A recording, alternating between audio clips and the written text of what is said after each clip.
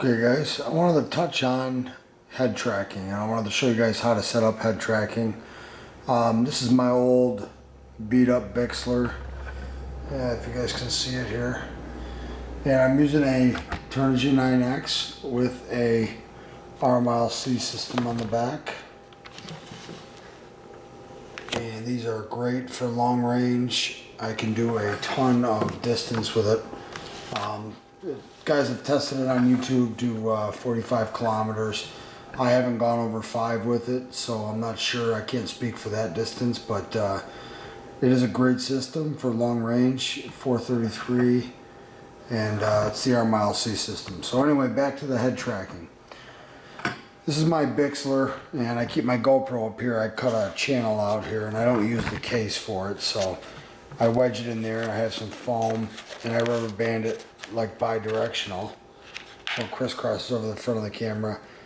Sometimes I get good, it depends on what kind of prop I'm running, if I get frequency, jello from the motor, but most of the time it's pretty good.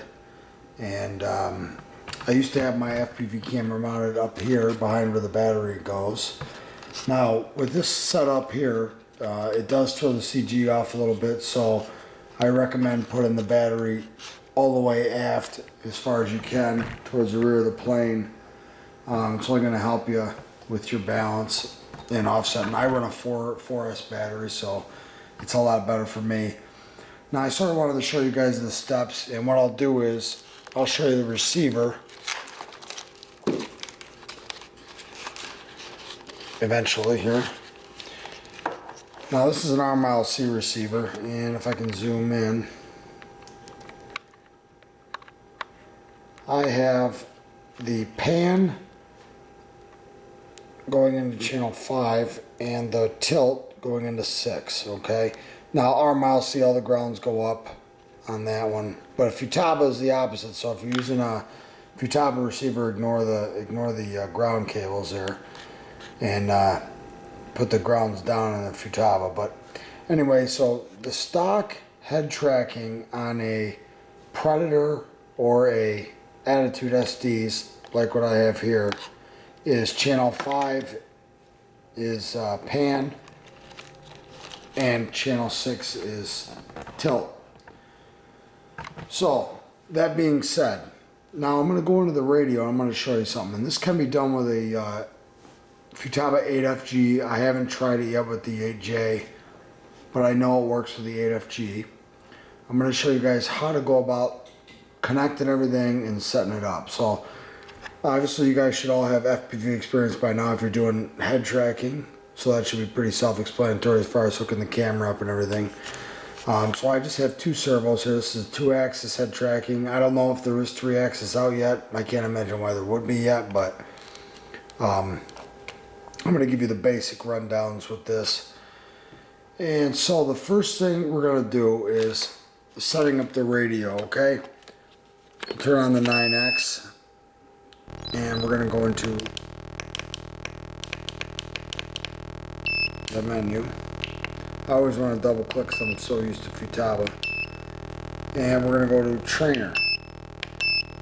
Now, you're going to see everything is off. And you're going to see the gyro and the flap is at normal. That's 5 and 6. You can keep this inhibited or off either way. I've had better luck getting it to track right with inhibited, so that's what works for me in this radio setup here. And like I said, I'm using the RmileC setup. It works the same with the turnigy module, but I haven't tried other modules with it. So this is what the modules I've used. It should work with any module as long as it works with the modulation of the radio. Anyway, be sure to hit menu after you make changes in the turnigy, otherwise if you hit exit the changes won't save. So that should be all set, ready to roll. And on the back here in the trainer port, I do have the head tracking cable going to these are the Attitude SDs. And these are great all-in-one goggles, the 5.8 receiver, head tracking. Also the Predator version 1 has head tracking. not version 2. One of the viewers told me about that. It was a mistake I made, and I was actually holding the version 1s instead of the version 2s. So anyway, the older version has head tracking built into the Predators. The new ones you have to buy the Predator or the head tracking module, which is like $50. It's not a bad deal. That's the reason why they're cheaper, and they come with a camera and a video transmitter and all that stuff. The old ones, I think, were version 1s were $2.99. Didn't come with anything, but they came with a battery and they had internal head tracking. So just so you know, these are the Attitude SDs with a built-in head tracker, and the Predator version 1 has a built-in head tracker. So now the sequence of the way I'm going to get this fired up is turn the radio on, as we do, just like we're flying at any other time. Turn the radio on first, okay? Meanwhile, nothing is hooked up to the goggles and the power's off, okay? Now I'm going to turn the airplane on just by plugging in a battery here. I'm using a 3-cell in this run. And you'll see the camera act a little weird, and then it'll center up for you. Okay, so now, and that noise you're hearing is my aileron resting on the chair there. Okay. Now what I'm going to do is, I'm going to plug the goggles in and let them arm up.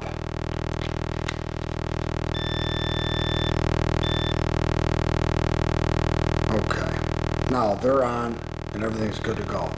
With the trainer cords already plugged into the 9X, it's already on. So what I'm going to do is I'm going to plug the trainer cord, which is the head tracking cable, into these.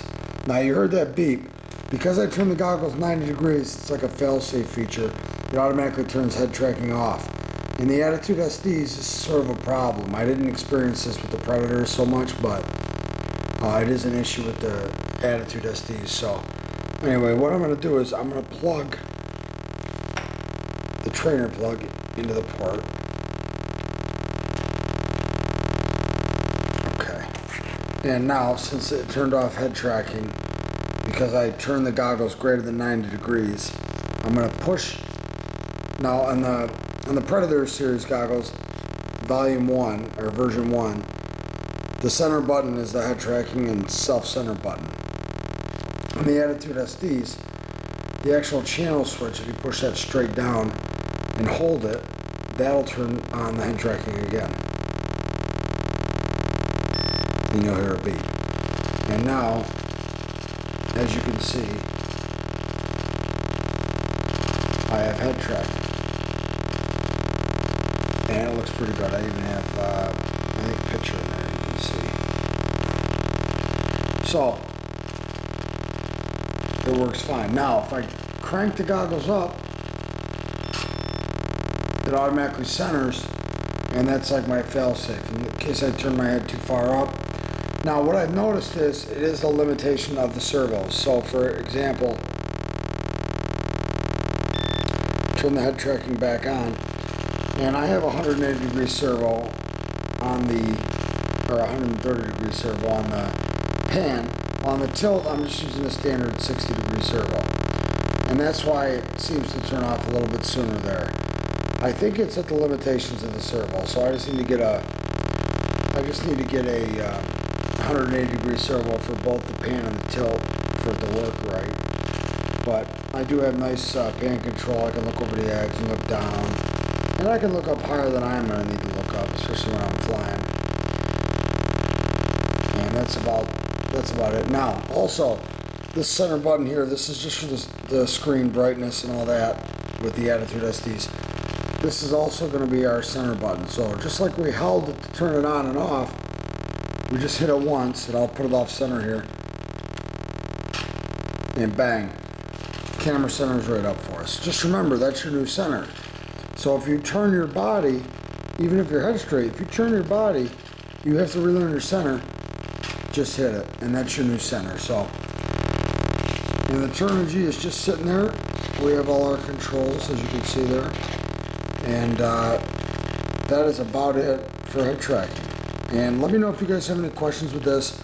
These trainer cables are sort of a pain in the ass to find. I got this one with the original Predators when they first came out. And as you can see, I turned the goggles over 90 degrees so that it turned off again, which is nice because it automatically does center, but if you want to really extend the range of the servo, it's not nice because then they do turn off.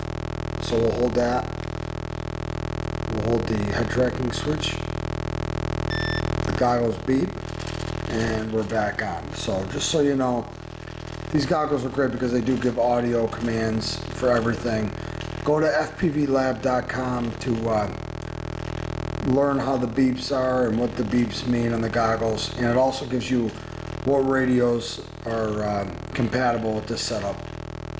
Alright, and just to give you guys a little heads up what's coming up, we're going to do a few different things. Wukong, NASA MV2, I got a brushless gimbal, so coming up videos, guys. Let me know if you guys need a hand, and I'll get right back to you. Thanks.